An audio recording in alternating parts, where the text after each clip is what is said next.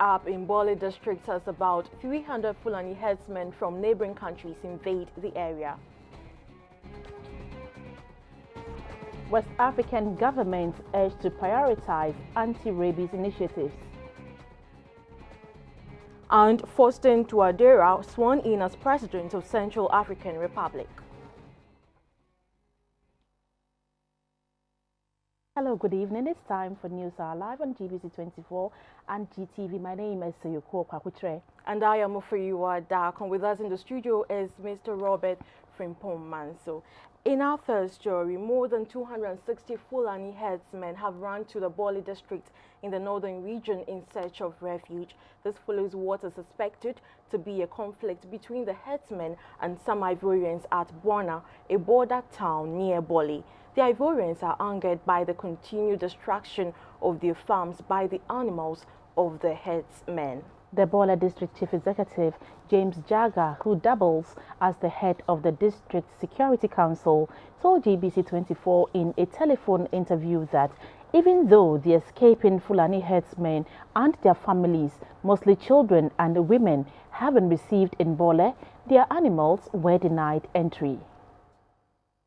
To tell us whether or not there is a sudden influx of Fulani men in the Bole district. I think it's very true. About 2 days ago, we got the information that there is some misunderstanding between some individuals at Bona area, that is in the Ivorian side of that area. And these people actually, because of the pressure and the clashes that is coming on, move towards the Black Water. And the moment you cross the Black Water, you are in the Ghana territory. And so some of them, especially the women and children, were able to cross the river and it landed in Ghana area, that is around Tate, Mandarin Sinua, and Daga Nakura.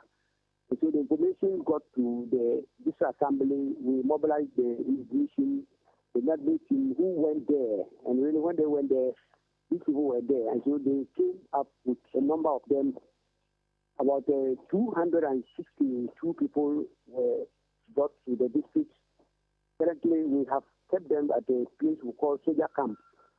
It's a place earmarked for this access market. And so currently, that's where we kept them. Once they come in, we need to put measures in place like health protection. The health team were there to actually screen them and know their health status. NADMO is also doing this, taking figures of those involved. And the environmental health officer is also part of the arrangement to make sure that these people are in a very healthy state. And so the information is reaching you through. But do you consider their presence in the district a threat in any way?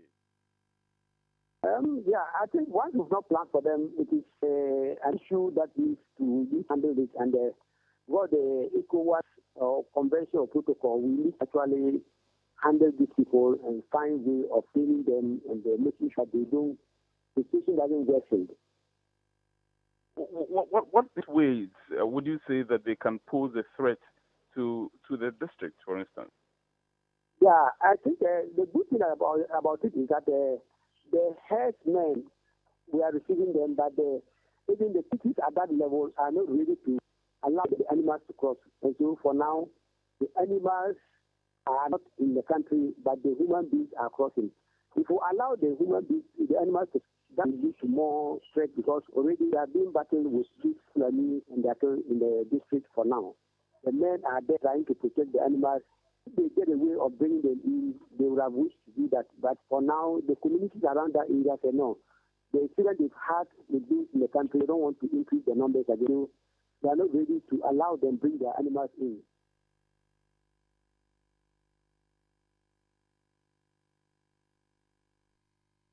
The Northern Regional Minister is appealing to the people of Nanong and Dagbang to give peace a chance in order to accelerate the development of the area.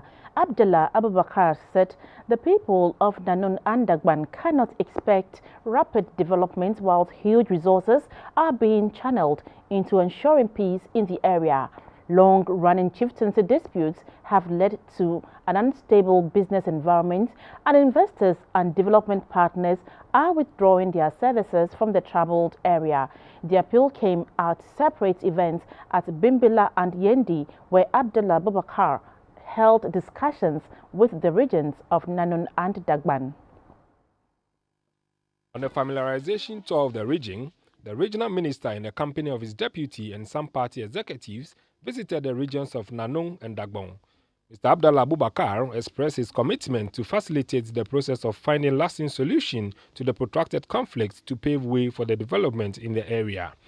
He appealed to the factions in Dagbon and Nanong to follow customs and traditions to settle their differences. He urged them to be ambassadors of peace as the nation goes to the polls in November this year. The regent of Nanong, Nyeli Bonguna Yakubu Andani Dasana, said the renewed curfew in the Bimbala township is affecting economic activities and appealed to the regional minister to facilitate the process of ensuring lasting peace in the area. Because of curfew, there is limited time for businesses to take place. You would let the law work, let people respect the law as it is, so that we would have peace in Nanong. The regent of Dagbon, Kampuku Anna Yakubu Abdullah Andani, also added his voice to the call for a lasting peace and development in the area. Oyibo no bang Dagbon Malbushi Shunya Kano. Dama Anjino Banzan Dagbon Yala Paga. Kunya Regional Minister Yelanya, Regional Security Council, Chama. Ben Sharam Baswara, Takuto Soala. Wonte Kana Noti Yela, also you Yenda Wumtu. Banka Yanama.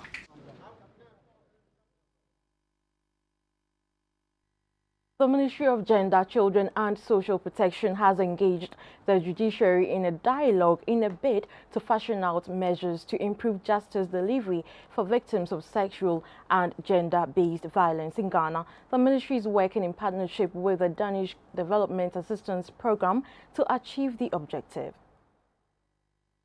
Records available at the Domestic Violence and Victim Support Unit, DOVSU, of the Ghana Police Service indicate that a total of 15,749 sexual and gender-based violent cases were recorded in 2005. Out of the figure, 4,501 cases were assault on women, 31 were rape cases, and defilement accounted for 1,108. Over the past 5 years, the total number of rape and defilement cases accounted for 5,982. The 2015 DOVSU statistics further showed that out of the total number of 15,426 sexual and gender-based violent cases filed at the court, only 160 of those cases were convicted, with 11,705 cases still under investigations. The executive director of ARC Foundation, Madam Angela Dramina Boaje, expressed concern about the spate of gender violence in the country. It's important for us to understand that sexual and gender-based violence constitute acts that are also criminal. So if anybody goes through things like domestic violence, rape, defilement, it's important for the community to support them and also to enable them to report to the appropriate courts, such as the Domestic Violence and Victim Support Unit. The Ghana Broadcasting Corporation GBC has taken delivery of 11 customized computers and accessories worth $25,000 from UNICEF. The presentation forms part of a partnership agreement between GBC and UNICEF. The items are expected to enhance GBC's operations. The items are made up of 11 customized computers, speakers, flat screen monitors, and uninterrupted power supply UPS worth $25,000. A representative of UNICEF, Susan Ngonji, was hopeful that the items will help GBC to propagate issues on children nationwide. Tell the story of what partners are doing to support Ghanaian children, and it's really incredible. And also we've had, I think, some interesting partnerships, specific programs in the past, and we really value that work that we've done with you. The Acting Director General of GBC, Mrs. Francisca Ashiti Oduntun, gave the assurance that the items will be put to good use. We are part of ensuring that children all over the country thrive. And with this partnership with UNICEF, we are able to make that a reality, for which we are most grateful. One of our major obstacles in GBC has been lack of enough equipment to enable us to do all that is expected of us as the public broadcaster. So this is going to really impact on our work and ensure that we continue to fight the cause of children in our country who are our future leaders. You're watching News Are Live on GBC24 and GTV. We're taking a short break. Business is next.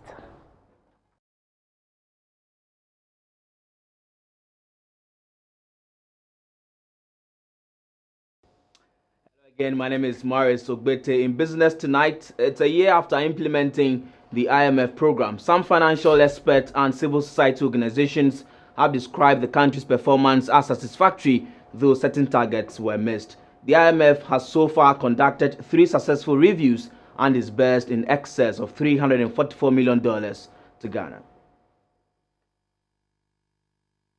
After parting ways with the IMF in 2006, after a HIPIC program that gave the country a clean balance sheet, Ghana went back to the international lender in 2009 for reasons of high inflation, current account deficit, and high debt to GDP ratios. Many had thought that the 2009 brush with the Bretton Woods institution was the last. Ghana knocked on the doors of the IMF yet again in 2014, which led to a $980 million credit facility on April 3rd, 2015. In 4 days, that program will be a year old.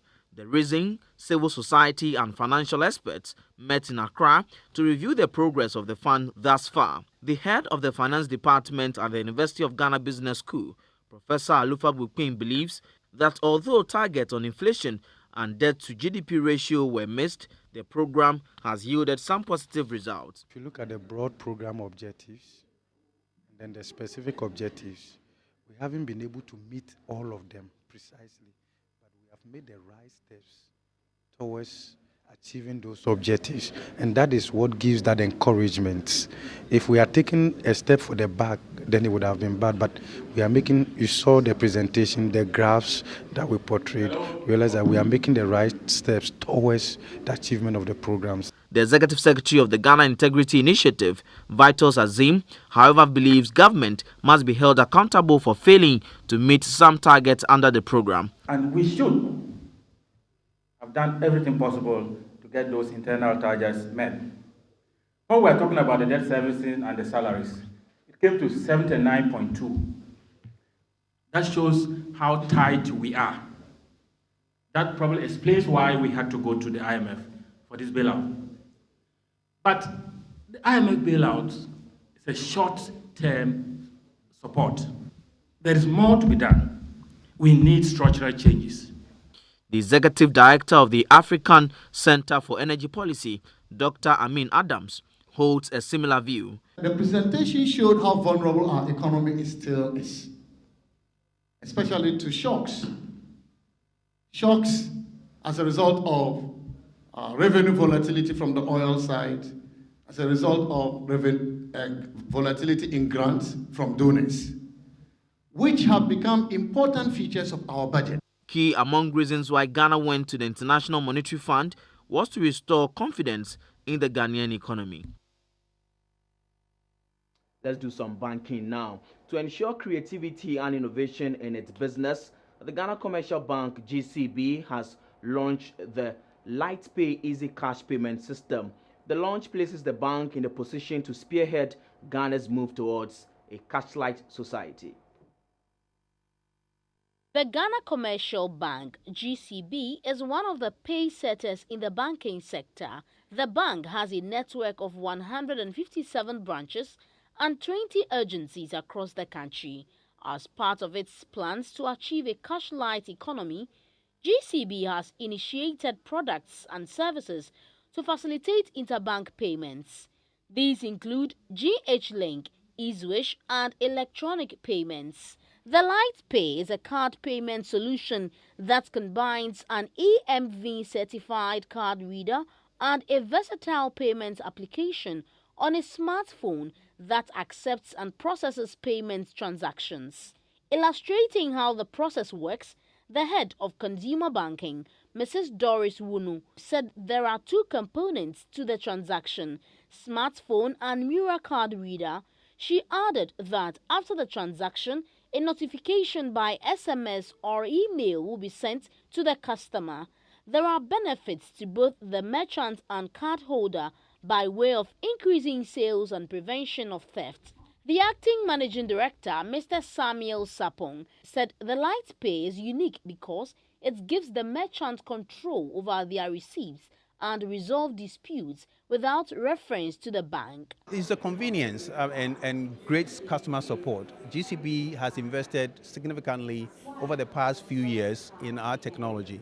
And what we hope to do present to our customers is convenience and products and services that make their life easy, make them have control over their payments. The board chair of GCB, Mr. Daniel Oredu, urged insurance companies, supermarkets, hotels, hospitals, schools and fuel stations to sign on to the system. The way the MPOS works allows any merchant that takes money from anybody we regard as a merchant has the ability to use the Light Pay card to transact that business. The threats of carrying money around these days is real.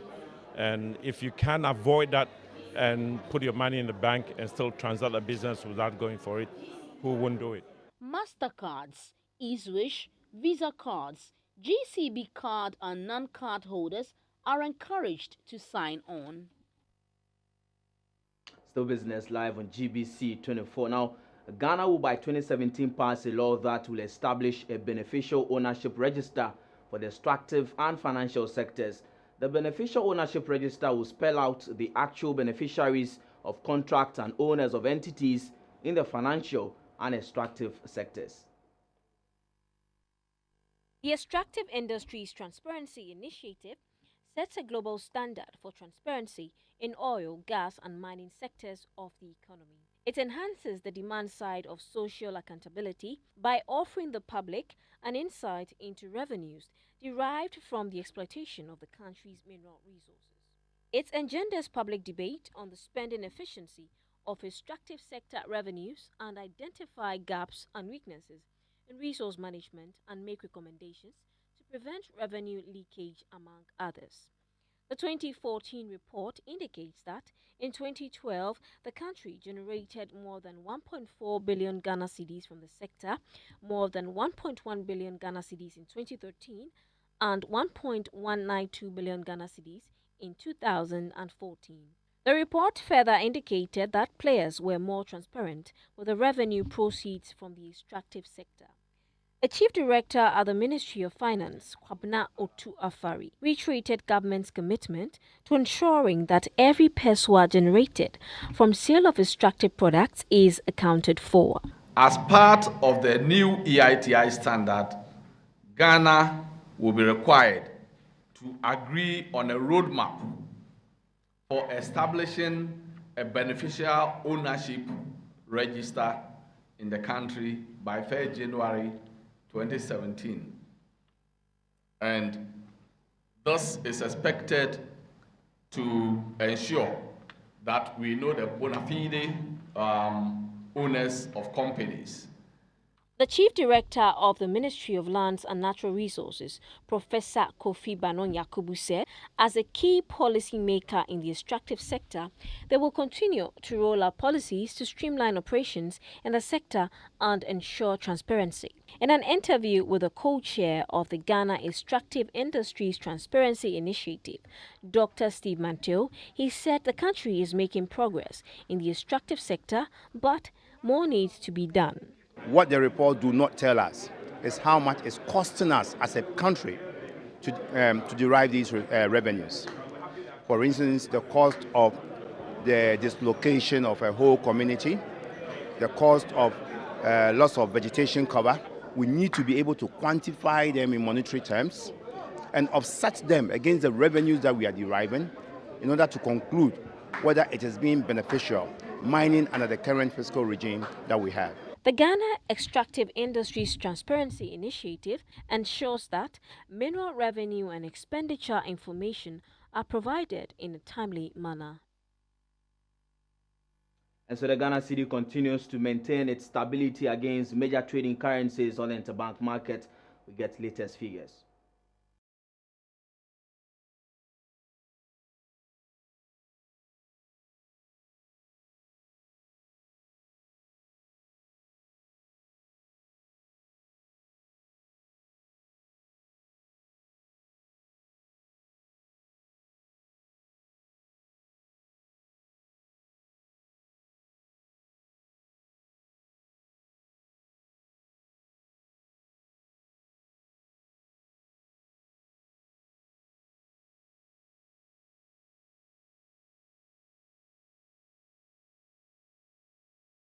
We also bring you latest price of gold, cocoa, and oil on the international commodities market.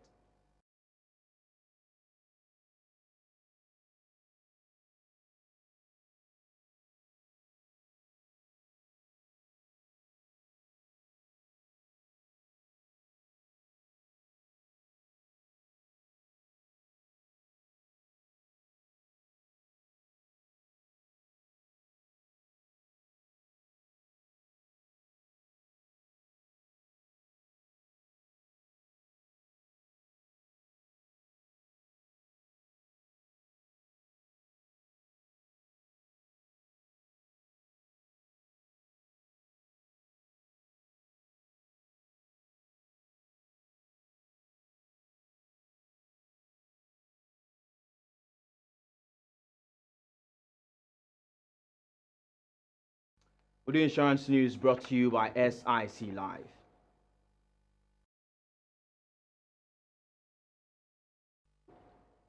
Now, among the number of listed insurance policies is the Master Plan policy.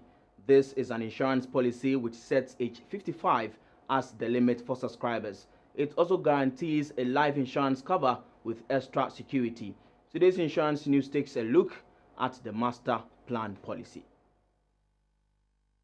The Master Plan policy is designed to afford the policyholder the benefit to receive parts payment of the sum assured in installments before maturity date.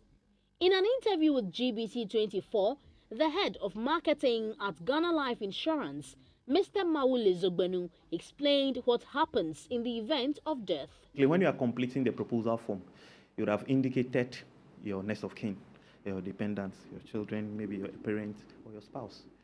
The money goes to such a person. And if it is more than one person, it is shared proportionally, according to the percentages you have indicated on the form.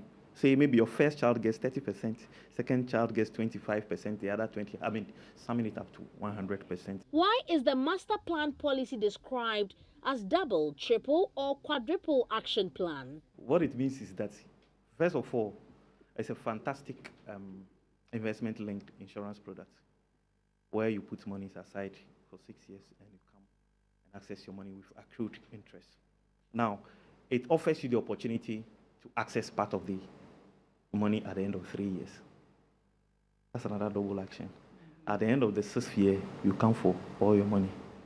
It's another action. And God forbid, in the event of death, before maturity, you have the full sum assured paid to your dependents. There are some special features associated with the Master Plan policy. Age is a factor with regards to how one enters and when the policy matures.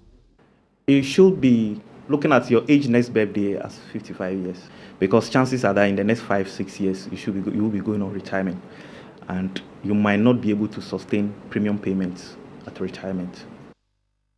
So what are the benefits in the Master Plan policy? You have access to 25% of your sum assured at the end of 3 years, and then you have the full difference of the full sum assured at the end of the 6th year. If it's the 6-year plan. And then also, what it means is that if you decide not to take the 25% at the end of the 3rd year, at the end of the 6th year, you have interest accruing on it, which will be given to you. And of course, so you'll be having more money, not touching the 25% at the end of the 6th year, rather than accessing the 25%. Even though it's not something we encourage, it's a benefit. You can always have access to it. This is one of the policies Ghana Life Insurance has on its list. It is a member of African Insurance Organization, Ghana Insurance Association, and Life Officers Association, among others. And that was Insurance News brought to you by SIC Live. News that continues right after this break. Stay with us.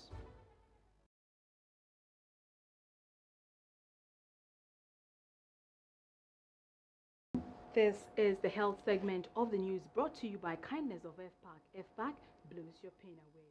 My name is Michelin Taka. Now, 2 vehicles have been involved in a fatal accident on the Accra-Aflao Highway. The vehicles were a Hyundai minibus with registration number GN1532 and a 207 Benz bus with registration number JW508V. According to an eyewitness, the 207 was headed towards Aflao from Accra, while the Hyundai car was from Akashi.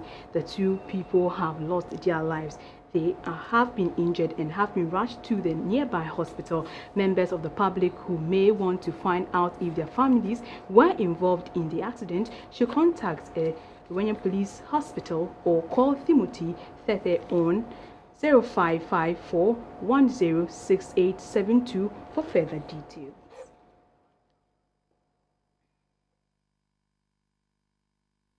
Now, West African governments have been chided for their failure to prioritize anti-rabies initiatives.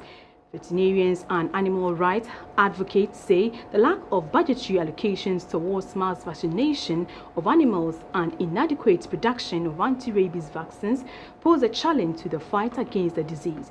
Rabies is classified among neglected diseases by the WHO and has accounted for 70,000 deaths worldwide, a report by Sarah Fori. Rabies is a preventable viral disease of mammals, most often transmitted through the bite of a rabid animal. It is transmissible to human beings through the bite of rabid animals. The rabies virus infects the central nervous system and ultimately the brain, leading to death if the victim is not administered with post-exposure prophylaxis immediately after being bitten. In Europe and the North Americas, rabies has been eradicated but still persists in Africa, Asia and Southern or Latin America. No government of this country has a budget for rabies eradication. No government has a limit, define a limited time. Now, okay, let's say we want to eradicate rabies in the next 3, 4, 5 years. Stray animals, inadequate vaccines, delayed access to post-exposure prophylaxis, inadequate veterinarians in public services, and the failure of pet owners to vaccinate their pets and animals have led to thousands of preventable deaths from rabies. It is only when dog bites or there is outbreak of rabies, they rush and vaccinate and so on. This will never remove rabies from the country. No government knows dogs' population, so they can't even plan for rabies eradication. For you to eradicate rabies, you must be able to immunize the dog population up to about 70–80%.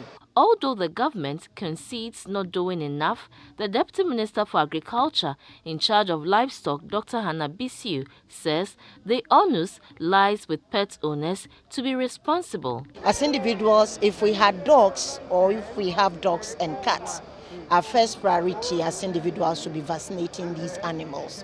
But we have to actually go after people who live with dogs and cats to vaccinate them. It tells you, our approach towards, a very preventable disease and also a preventable death. The metropolitan, municipal and district assemblies are allocated 10% of the common fund, yet less than 1% of that fund is required to conduct mass rabies vaccination campaigns. Sarah Fori, GBC24, Accra. 1 year, 5 months old Elvis Okujeto is suffering from a hole in heart condition known as patent ductus arteriosus. Doctors say Elvis's only chance of survival is to undergo a medical surgery. The cost for the operation is $1,500. The mother of Elvis is appealing to the general public for financial assistance to save the life of her little son.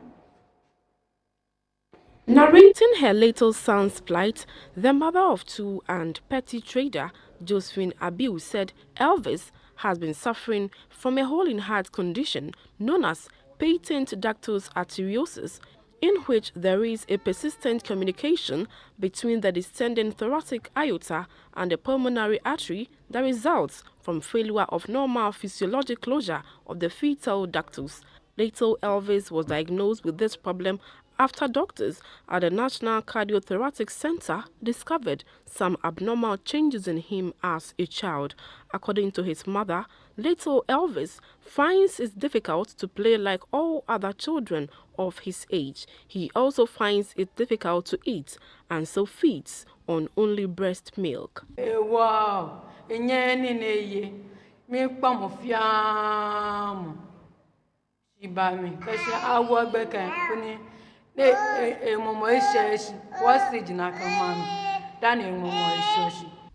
Madame Dosvina is pleading with churches, corporate bodies, and philanthropists to help her raise $1,500, which is equivalent to approximately 6,000 Ghana cedis, to save her son's life.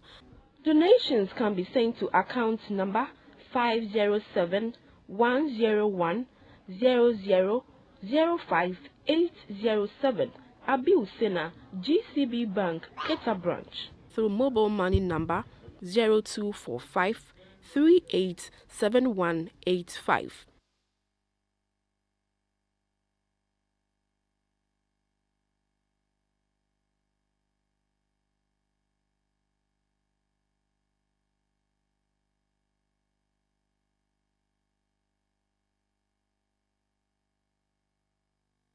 A critically ill medical-aged woman whose name was given as Vivian Enyonam has been abandoned at the Mamobi General Hospital. Vivian Enyonam was brought in 2 months ago by a 10-year-old boy believed to be her son. Without any social support, staff of the hospital have run out of funds to cater for her and are appealing to Vivian's relatives or anyone who knows her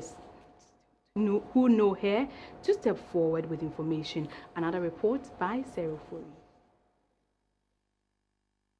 The cholera and isolated units of the Mamobi General Hospital has been home to frail-looking Vivian Enyonam the past 2 months. Very frequently, she slips in and out of consciousness. She was brought in critically ill with bed sores. The nurses here clean her up and feed her out of their pockets. Consumables for her treatment are also provided by the hospital. She was actually brought in by a good Samaritan. He claimed he found her in front of a cafe with her son. At the time they brought her, the condition was very bad. So we had to work to stabilize her before doing search for the relatives. But we have tried all means and it hasn't worked. At the moment, she is immobile and unable to speak. Lately, Vivian Enyonam has not yielded to all attempts by the nurses to feed her. Her condition, according to clinical family health physician Dr. Salamatu Nantongma, is deteriorating. Every diagnosis we have of the patient, a lot of it is queried. And queried means it's based on clinical examination, but to a large extent not confirmed. Because of her being immobile, we've had to treat her for various things while she was here because she gets some febrile conditions due to the fact that she's non-mobile. We have treated her for a pneumonia at a point. We've treated her for a urinary tract infection. We've treated her for malaria at a point in time. We have tried to maintain her electrolytes and her fluids. We think that there's probably something going on in the head for her to be because for her to be unconscious for so long. But we need a CT scan to be able to confirm, is it a tumor or whatever it is that is it could be a tumor or anything, it could be an abscess or anything, but for all that we need a CT scan to be able to tell, to be able to get to that diagnosis. These tests will reveal exactly what Vivian is suffering from to enable doctors to treat appropriately. But management is unable to foot the bill, and especially while she has no support system. Hence, it is appealing to her relatives and the general public who may know her to own up, else, in the incident of her passing, authorities say they have no choice but to hand over the dead body to the police. Sarah Furi, Mamobi Teaching Hospital, Accra. That's all on the segment. It was brought to you by Kindness of FBAC. FBAC blows your pain away. We go for a break. We'll be back shortly.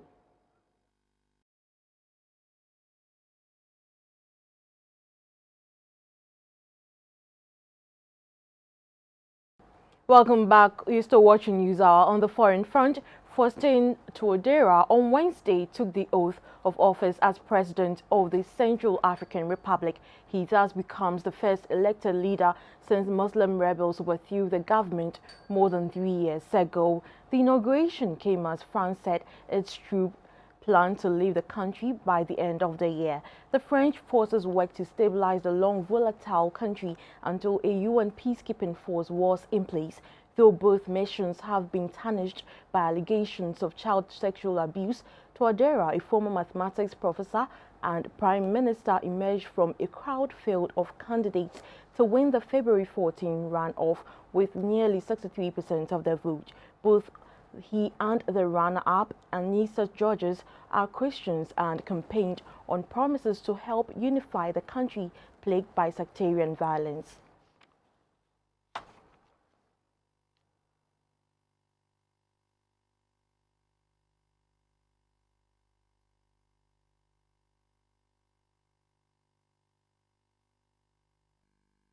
Tanzania's President John Magufuli has promised to slash the salaries of senior civil servants, cutting the top wage threshold by almost 2/3.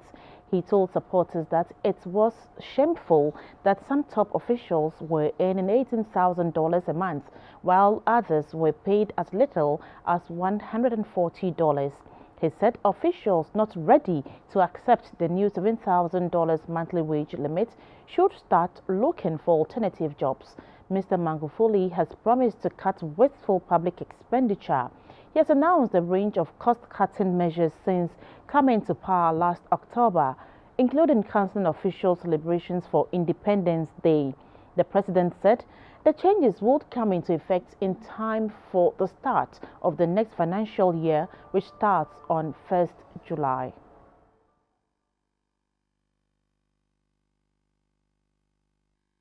The head of the UN-backed compromise government for war-torn Libya arrived by sea in the capital Tripoli to take up his position. Fayez Sarraj arrived at the naval base after the Mitiga airport outside Tripoli was closed to him on the orders of the Islamist-leaning government, which claims control of the capital under UN-brokered and internationally backed plans to resolve Libya's civil strife. A government of national accord headed by Sarraj is to replace both the Tripoli government and its centrist rival based in the eastern city of Tobruk. Sarraj is expected to attempt to form a full government in the coming days after previous attempts failed to gain a vote of support from the Tobruk parliament. Libya has suffered 5 years of civil strife since a revolt broke out in February 2011 against Muammar Gaddafi. Well, we are back with sports.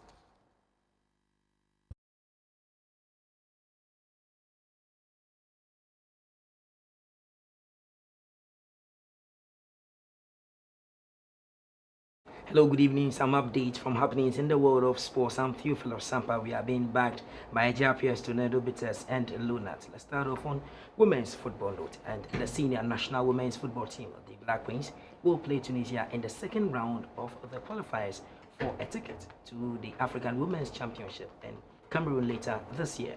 The Black Queens will travel for the first leg and host their Tunisian opponents in the return leg.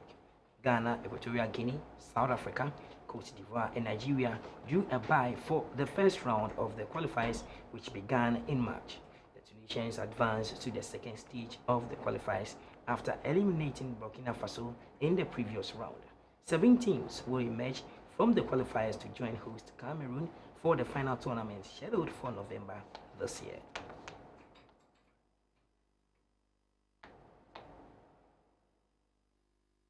We take a look at some of the international qualifiers as Nigeria failed to make it to AFCON 2017 after losing by a lone goal to Egypt. In the Euro 2016 qualifiers, Germany beat Italy by 4-1, whilst Holland got away with a lone goal against In NBA, reigning MVP Steph Curry knocked down 6 3-pointers on the way to 26 points as the Golden State Warriors beat the Washington Wizards by 102 to 94. That's all for sports.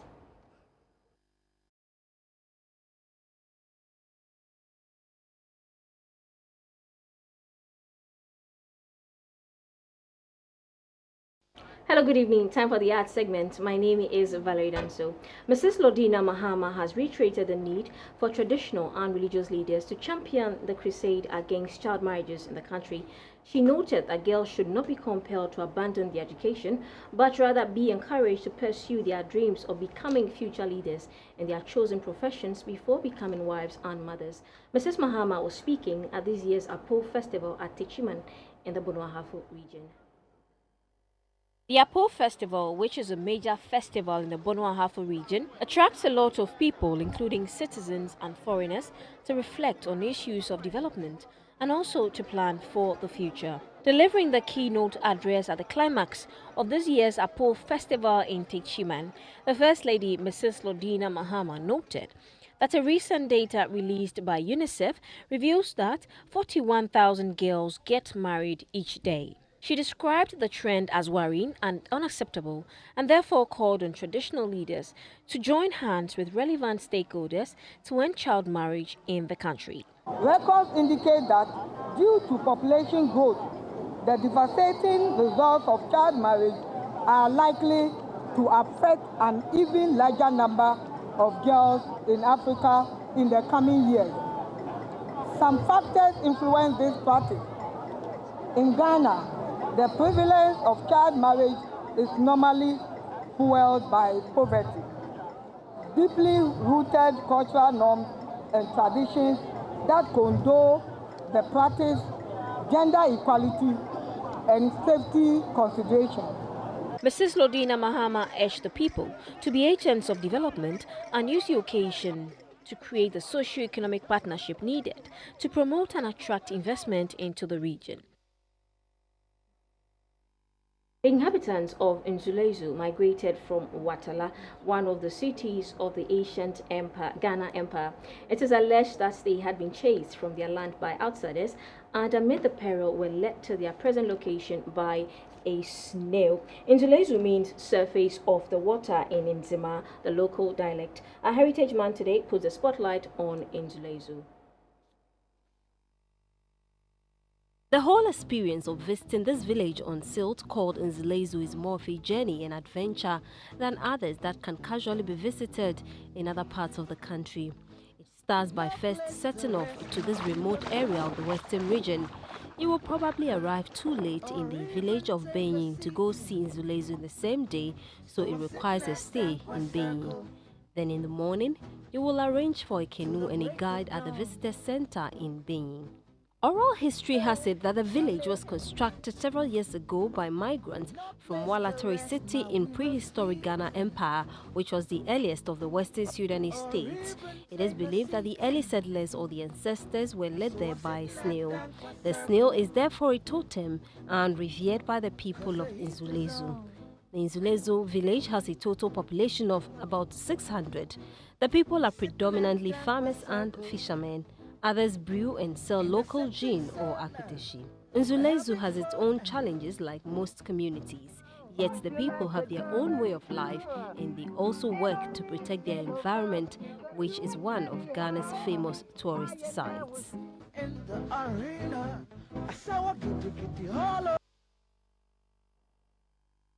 The one-week celebration of veteran comedian Samuel Kojo Boabeng, popularly known as Bobo Kala, will take place on the 1st of April 2016 at the Arts Center here in Accra. Bobo Kala collapsed and died just after performing on stage.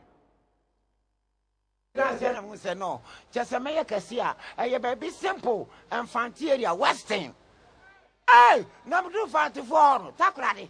We see from Parkoraki or transport and no Dimechi. Okay, I'll come.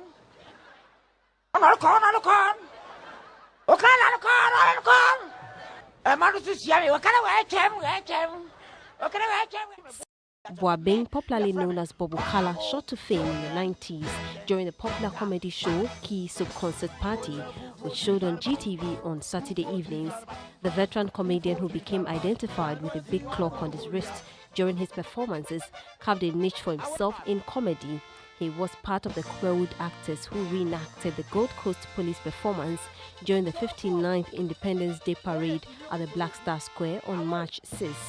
Bobo Kala passed on at the Koforidua Hospital on Sunday, the 12th of March 2016, after he collapsed on stage during a carnival at the Koforidua Jackson Park. Bobo Kala, who was billed to perform at the event, collapsed after performing and was rushed to the hospital, but he died upon arrival. His one-week celebration will take place on Friday, the 1st of April 2016. Baby, I'm in Nambia Nankra from Qualani Dimagino Satin. Nale. Up of Fracketolo Dimachi and Cranforma or Ten Crime, who shall be jail. And Mamma is Yamu, Calas, Sabonto, Calas. That's it for this segment. The weather report comes up next. And the news for now. Many thanks for your company. Join us at 10:30 for News Tonight. Doctor, good evening.